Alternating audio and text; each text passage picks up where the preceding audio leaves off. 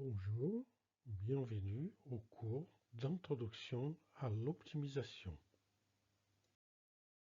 Aujourd'hui, nous allons aborder l'optimisation multi-objectif.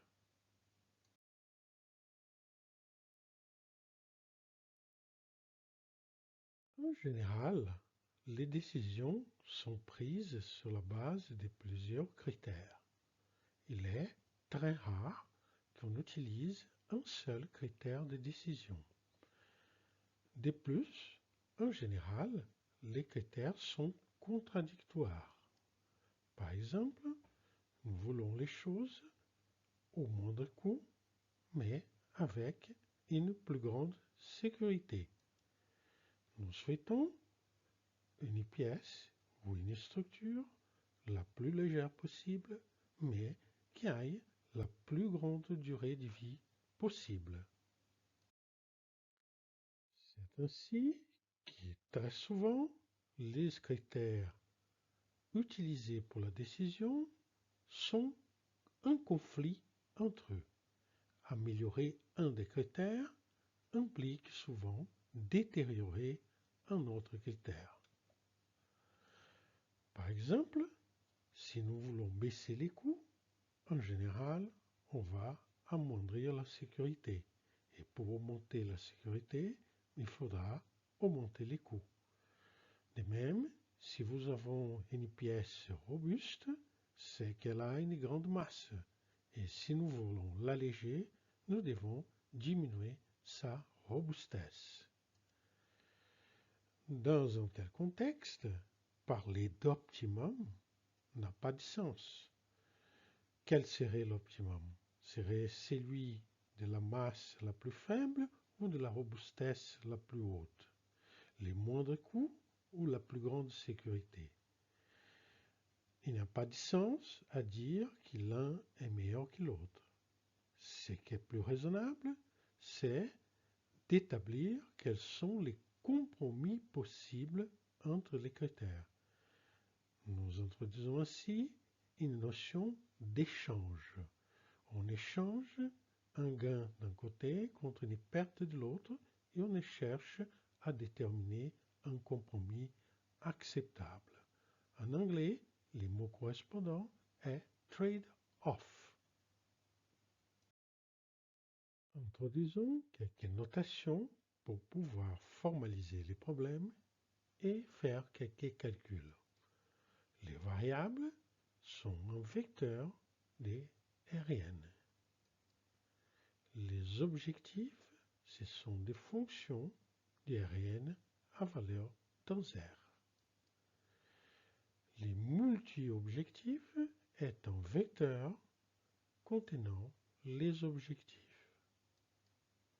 Et les multi-objectifs est ainsi un vecteur des Rn à valeur dans Rk. Nous cherchons à déterminer les compromis possibles entre les composantes df.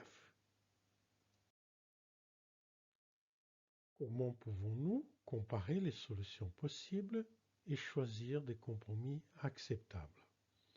Pour cela, nous avons besoin de la notion d'ordre partiel. Nous dirons qu'un vecteur A est inférieur ou égal à un vecteur B si seulement si la relation d'inférieur ou égal est respectée pour chacune des composantes. Il s'agit d'un ordre partiel. L'élément A est inférieur ou égal à l'élément A. Si l'élément A est inférieur ou égal à l'élément B et B est inférieur ou égal à l'élément A, nous avons A égale à B. Enfin, si A inférieur ou égal à B et B inférieur ou égal à C, alors A inférieur ou égal à C. Cependant,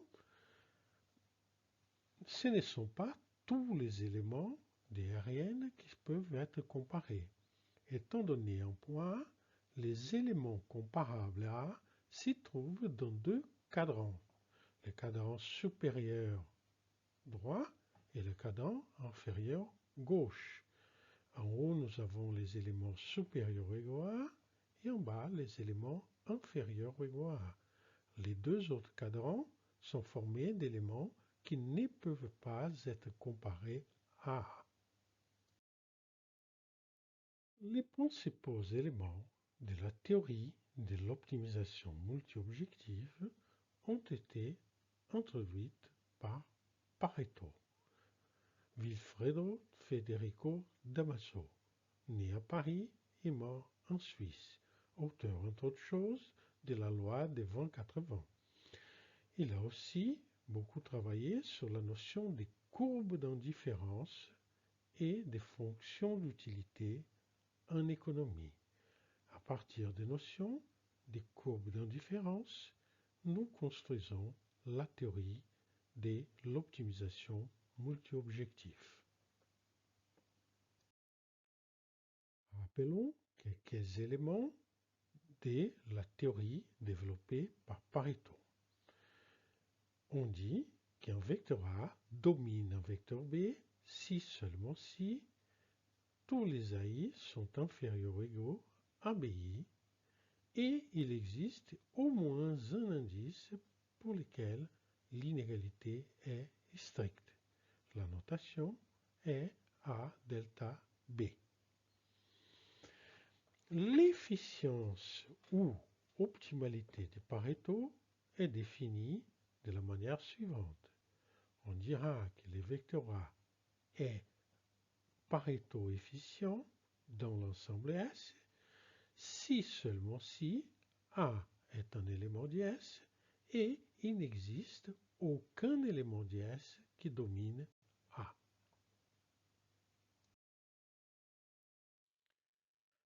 Nous appelons front des Pareto ou ensemble des Pareto DS l'ensemble des points DS qui sont efficients au sens de Pareto, c'est-à-dire l'ensemble des points DS qui ne sont dominés par aucun autre point DS.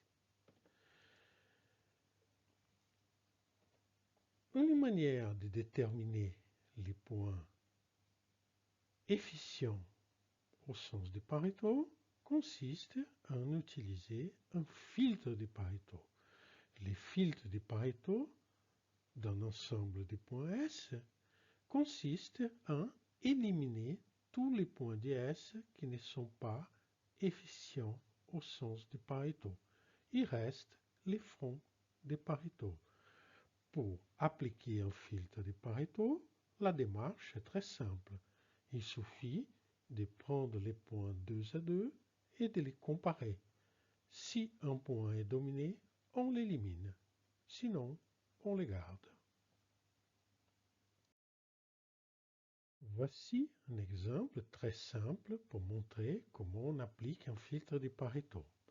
Considérons que nous avons un produit qui est classé en ordre de préférence par les consommateurs et en deuxième position, nous avons son prix. Nous avons les résultats que voici 3,9, 3,7, 5,5, 5,7, 9,4. Appliquons les filtres de Pareto. Nous allons comparer 3,9 et 3,7. Nous voyons que 3 est inférieur ou égal à 3 et 7 est inférieur ou égal à 9. Donc, de plus, 7 est strictement inférieur à 9. Donc, 3,7 domine 3,9. 3,9 est éliminé. Comparons 5,5 et 5,7. Nous voyons que 5 est inférieur ou égal à 5 et 5 est strictement inférieur à 7. 5,5 domine 5,7. Donc nous éliminons les points 5,7. Il nous reste les points 3,7, 5,5, 9,4. Dans ces points, aucun ne domine les autres. Il s'agit donc du fond de Pareto associé à l'ensemble original. Les fonds de Pareto définissent les compromis possibles entre les éléments considérés. En effet, si un point A n'est dominé par aucun autre point, ceci signifie qu'il n'est pas possible d'améliorer une de ces valeurs sans dégrader au moins une des autres valeurs. En optimisation multi-objectif, nous cherchons à déterminer les fonds de Pareto correspondant au point f de x, x étant un point de l'ensemble admissible C. Nous notons S, contenu dans R K, l'image de l'ensemble admissible C par F. Nous cherchons donc à déterminer les fonds de Pareto de l'ensemble S. Examinons quelques méthodes pour la détermination numérique d'un fond de Pareto. La première méthode est la méthode d'agrégation. Dans cette méthode, nous considérons un vecteur W dit vecteur de poids. Il est formé de nombres positifs et a une somme égale à 1. Nous considérons alors la fonction fw égale à W transposé F, soit la somme pondérée des objectifs avec l'équation WI comme poids. Nous cherchons alors la solution du problème de minimisation du FW. Cette méthode est basée sur deux théorèmes. Le premier indique que si x étoile W existe et est unique, alors la valeur f de x étoile W appartient au fond de Pareto d'S. Il est donc possible de construire des points du fond de Pareto en utilisant la fonction fw. Le deuxième théorème est la réciproque. Si C est convexe et FI est convexe pour tout I, et nous avons un point f d'x étoile qui appartient au point de Pareto, alors il existe un W tel que x étoile réalise les minimums de f et W. Il faut noter les conditions de convexité. C doit être convexe et toutes les fonctions objectives doivent être convexes pour que nous ayons la réciproque du théorème 1. Il apparaît donc deux difficultés. La première, c'est comment traiter les cas où il y a absence de convexité. Et le deuxième, comment déterminer concrètement les vecteurs W. Donnons un exemple. Considérons deux fonctions objectives d'une seule variable. f1 de x égale à x2, f2 de x égale à x moins 1 au carré. Nous composons la fonction f indice w de x égale à w f1 plus 1 moins w f2. Nous cherchons les minimums de f et w. Pour ceci, nous allons calculer la dérivée de f et w, qui nous donne 2x moins 2 fois 1 moins w. En imposant que cette dérivée est nulle, nous déterminons x étoile indice w, qui a pour valeur 1 moins w. Nous trouvons donc un point particulier qui correspond à f1 de 1 moins w, f2 de 1 moins w, soit 1 moins w au carré, w au carré. En traçant la courbe qui correspond aux différentes valeurs de w entre 0 et 1, nous obtenons les fonds de Pareto qui est voici. Notons que dans ces cas, les deux fonctions f1 et f2 sont convexes, l'ensemble C est lui aussi convexe, Donc nous sommes dans la situation où les deux théorèmes s'appliquent et il y a équivalence entre déterminer les points correspondant au minima d'IFW et construire les fronts de Pareto.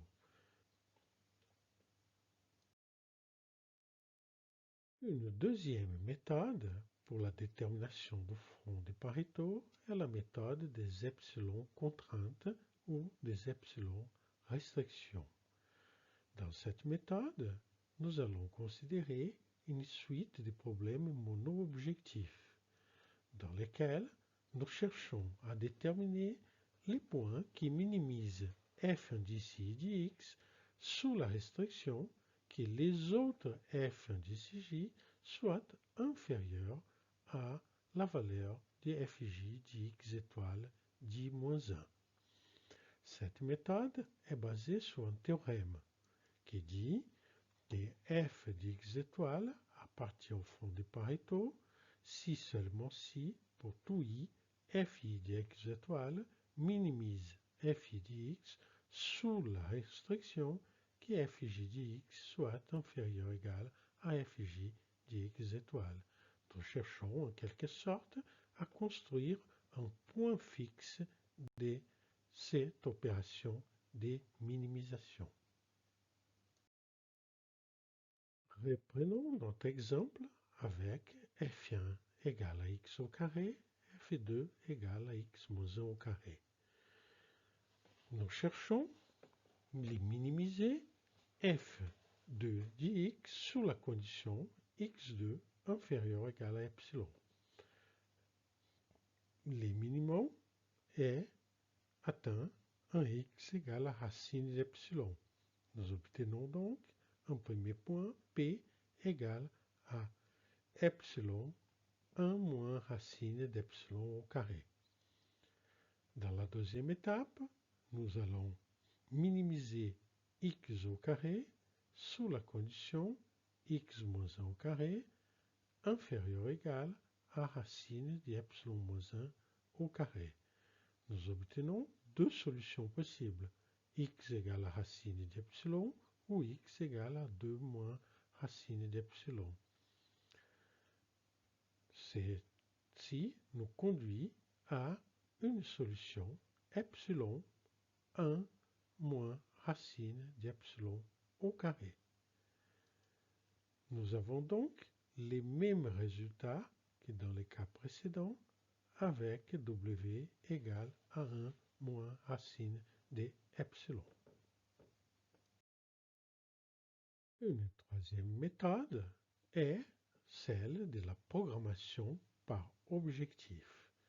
Dans cette méthode, on se donne comme objectif de ne pas dépasser des valeurs maximales pour chacune des fonctions fi. Puis, nous cherchons à minimiser gamma tel que fi de x moins gamma wi soit inférieur ou égal à f étoile i pour toutes les valeurs de i. Reprenons notre exemple avec f1 égale à x2 et f2 égale à x moins 1 au carré. Nous avons une première condition, x au carré moins gamma w inférieur ou égal à x0 au carré, ce qui donne une condition sur gamma. Nous avons une deuxième condition concernant la deuxième fonction, qui nous donne une autre restriction sur gamma. Comparons ces deux restrictions. Elles nous conduisent à la valeur gamma égale à 0 avec x égale à x0. Et nous avons comme point P x0 au carré 1 moins x0 au carré. La même solution qu'avant. La programmation par objectif admet une formulation alternative. Dans cette formulation alternative, nous cherchons des nombres d indécis. Un nombre d indécis est décomposé en sa partie négative et sa partie positive. Sa partie négative est notée di-, sa partie positive est notée DI+. La valeur absolue de DI est DI plus DI moins.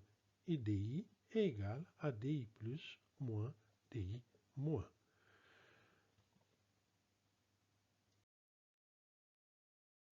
Appliquons la méthode à l'exemple que nous avons considéré. F1 égale à x au carré, F2 égale à x moins 1 au carré. La première condition sur D1 s'écrit sous sa forme x au carré plus D1 supérieur égal à x au 0 au carré. Nous avons donc une première condition pour D1. Écrivons la deuxième condition sur D indice 2. Rappelons que nous souhaitons minimiser les modules de D1 et les modules de D2. Nous allons donc trouver les mêmes résultats que précédemment. D1 égale à D2 égale à 0, x égale à x0 et p égale x0 au carré, 1 moins x0 au carré. Une méthode très populaire de nos jours est la méthode NBI, Normal Boundary Intersection. Dans cette méthode, nous allons déterminer f étoile i égale au minimum de fi, indépendamment des autres restrictions. Nous obtenons ainsi un premier point f étoile qui contient les minimums globaux de chacun des fi. Ce point est dit point utopique ou point idéal. Nous discrétisons ensuite l'enveloppe convexe des f étoile 1, f2 d'x étoile 1, etc. Un point de cette enveloppe convexe est noté P étoile. Nous construisons la droite qui passe par P étoile et qui est normale à l'enveloppe convexe. Nous cherchons à déterminer quelle est la plus grande valeur de t telle que P étoile plus t fois la normale égale à f de x. N est la normale orientée vers les points utopiques. Il s'agit de déterminer quels sont les points de la ligne P plus T fois N égale à f de x les plus proches du point utopique. Appliquons cette méthode à notre exemple. f1 de x égale à x au carré, f2 de x égale à x moins 1 au carré. Nous commençons par déterminer les points utopiques. Le minimum de f1 est atteint à x égale à 0 et à la valeur 0. Le minimum de f2 est atteint au point 1 et à la valeur 0. Donc, le point utopique est formé de deux valeurs f1 d'x étoile 1, f2 d'x étoile 2, soit 0, 0. Déterminons maintenant l'enveloppe convexe des points 0, 1 et 1, 0. Ces points sont de la forme S1-S. Il s'agit du segment qui relie les deux points donnés. La normale à ces segments peut être calculée et nous pouvons tracer la droite qui suit la direction normale selon un point de l'enveloppe convexe. Nous cherchons ensuite quels sont les points les plus proches du point utopique.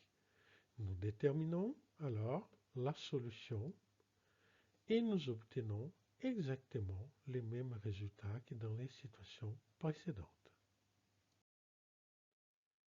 Nous pouvons aussi utiliser des méthodes stochastiques pour générer les fonds de Pareto. Dans les méthodes stochastiques, on génère des points aléatoires, puis on utilise les filtres de Pareto pour éliminer les points dominés. La génération des points aléatoires peut être réalisée à l'aide de n'importe quelle des méthodes stochastiques précédemment étudiées. On peut par exemple utiliser les opérateurs d'algorithmes génétiques ou évolutionnaires. Voici par exemple les résultats de la génération des 1000 points aléatoires avec 10 itérations de gradient dans chacune des fonctions et 50 perturbations stochastiques. Le résultat brut est celui de gauche. Lorsqu'on applique les filtres de Pareto, il reste l'ensemble des droites qui correspond à la valeur correcte du front de Pareto. Voici un deuxième exemple avec moins de points aléatoires, mais davantage d'itérations de gradient. Encore une fois, nous obtenons les points à droite qui sont des points qui correspondent bien au front de Pareto. Pour terminer, il me reste à vous présenter la méthode variationnelle pour le calcul du front de Pareto. Considérons un point utopique placé à l'origine pour les besoins de simplification. Le front de Pareto est une courbe qui nous est inconnue. Elle est délimitée par deux points. À gauche, le point B correspond au minimum de la fonction f1 qui est atteint au point x indice B. Et le point A correspond au minimum de la fonction f2 qui est atteint à x indice A. Nous pouvons chercher les minimums de la surface comprise entre les fronts de Pareto et les points utopiques. Notre inconnu est alors le front de Pareto. Nous pouvons le considérer comme étant une courbe paramétrique P de t, dont les composantes sont P1 de t, P2 de t, et t appartient à 0,1. Il doit satisfaire deux conditions, P de 0 égale à A, P de 1 égale à B. La région est délimitée par deux droites, une droite verticale et une droite horizontale, dont les équations sont connues. La droite horizontale a pour équation t fois A. Pour t égale à 0, nous sommes au point utopique, et pour t égale à 1, nous sommes au point A. La droite verticale a pour équation 1 moins t fois B. Pour t égale à 0, nous sommes au point B, et pour t égale à 1, nous sommes au point utopique. Avec ces définitions, les circuits de bord est parcouru en sens antihoraire. Nous pouvons l'utiliser pour appliquer un théorème de type Stokes si nous le souhaitons. Ainsi, dans le cas de l'approche variationnelle, l'inconnu est une courbe lorsque nous avons deux objectifs, une surface pour le cas des trois objectifs, ou plus généralement une variété, c'est-à-dire une hypersurface lorsque nous avons plus de trois objectifs. Par contre, notre problème est devenu mono-objectif. Nous devons minimiser une aire dans le cas de deux objectifs, un volume dans le cas de trois objectifs ou un hypervolume dans le cas de plus de trois objectifs. Ces volumes R ou hypervolumes peuvent être calculés par des différents moyens. Nous pouvons utiliser un théorème de Stokes ou une intégration numérique dans la région pour déterminer sa surface. Ainsi, dans la méthode variationnelle, notre inconnu est l'équation de P.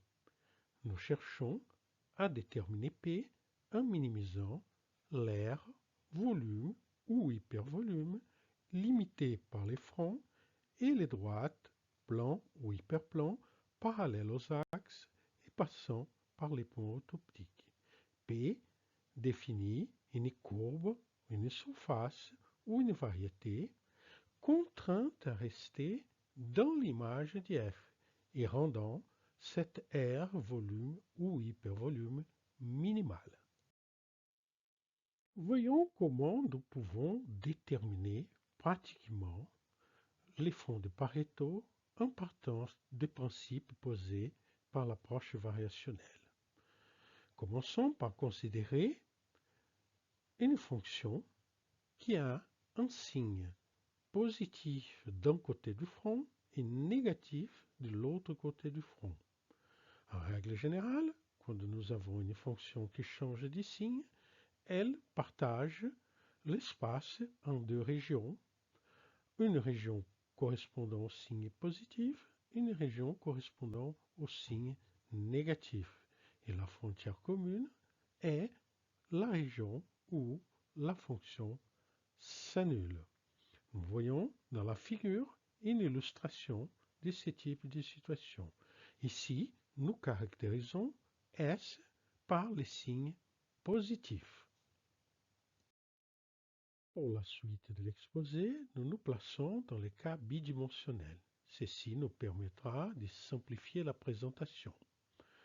Mais la méthode d'exposé est générale et fonctionne quels que soient les nombres de dimensions. Nous considérons les deux points A et B extrêmes de la courbe. Donc, deux points A et B tels que phi de A égale à phi de B égale à 0. Il s'agit donc des deux points de l'interface sigma. Nous considérons l'ensemble des courbes qui relient ces deux points et qui restent dans la région S.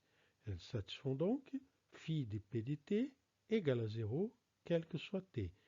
P de 0 égale à A, P de 1 égale à B. Une des propriétés de l'aire de volume ou de l'hypervolume est la suivante. Si nous considérons P et Q tel que P inférieur ou égal à Q et qu'il existe une partie sur laquelle P est strictement inférieur à Q, alors la valeur de J de P est strictement inférieure à J de Q.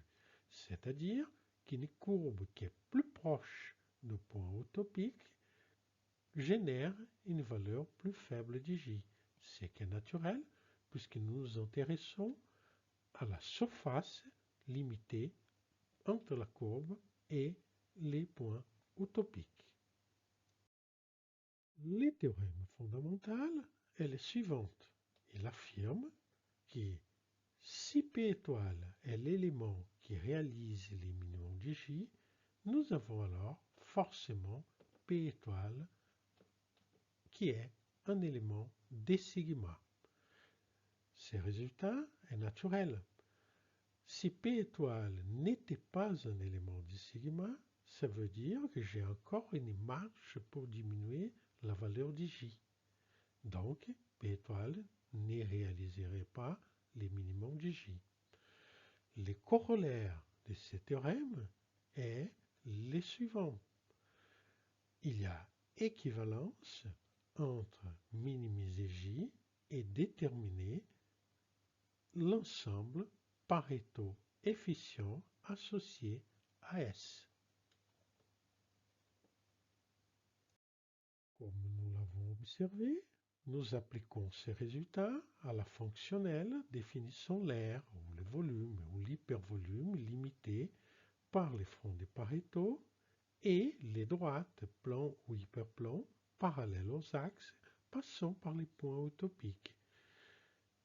Cette aire volume hypervolume satisfait toutes les conditions du théorème précédent. Nous savons donc que minimiser l'aire est équivalent à calculer les fonds de Pareto. En pratique, lorsque nous travaillons en dimension 2, nous pouvons utiliser les théorèmes de Stokes pour les calculs de J. En effet, la circulation d'un champ de vecteurs à travers d'un contour fermé coïncide avec les flux des son rotationnels à travers la surface limitée par les contours. Nous avons donc une possibilité pour les calculs de la surface en utilisant simplement l'intégration des V sur les contours. En outre, il est plus convenable de considérer comme inconnus non pas les fonds de Pareto lui-même, mais une courbe reliant les points des minimums de chacune des FI, comme, en quelque sorte, une généralisation de l'enveloppe convexe qui a été utilisée dans la méthode NBI. Nous pouvons par exemple, en dimension 2, considérer les deux points x étoile 1 qui correspond au minimum de F1, x étoile 2 qui correspond au minimum de F2, et considérer les courbes qui relient ces deux points. Nous posons alors P de t égale à f d'x de t. Cette démarche assure que P de t reste dans la région S. Nous cherchons alors à déterminer quelle est la courbe qui rend la surface, les volumes ou l'hypervolume minimal. Il s'agit maintenant d'un problème mono-objectif. Par contre, l'inconnu n'est plus un point de Rn. L'inconnu est désormais une courbe. Il s'agit d'un problème de calcul des variations.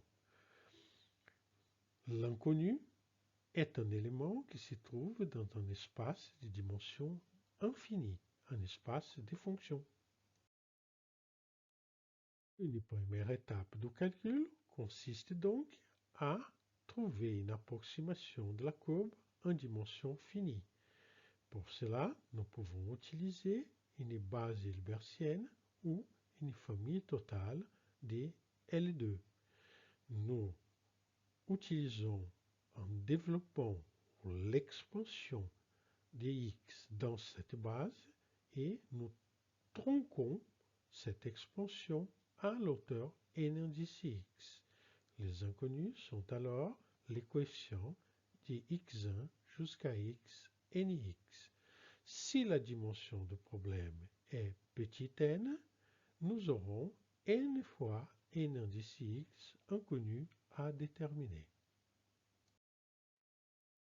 Pour réduire les problèmes en problèmes mono-objectifs, nous construisons l'approximation tronquée que nous notons Px et nous la remplaçons dans les calculs du volume, hypervolume ou de l'air. Ceci nous définit une fonction f qui dépend des coefficients grand X de l'expansion. Nous cherchons alors les coefficients qui minimisent f. Voici les résultats de l'application de cette technique à la situation f1 égale à x au carré, f2 égale à x moins 1 au carré. Nous utilisons une base polynomiale et nous voyons que le résultat est en parfaite cohérence avec la réalité. Voici les mêmes exemples, mais maintenant en dimension 2. Maintenant, x est un vecteur à deux composantes. Et 1 est un vecteur, lui aussi, à deux composantes. Nous utilisons toujours une base polynomiale et nous récupérons les fonds de Pareto exacts. Idem en dimension 3. Voici les résultats. Voici un autre test, un test classique en dimension 2. Et voici un exemple où la région S n'est pas convexe, où les fonctions ne sont pas convexes.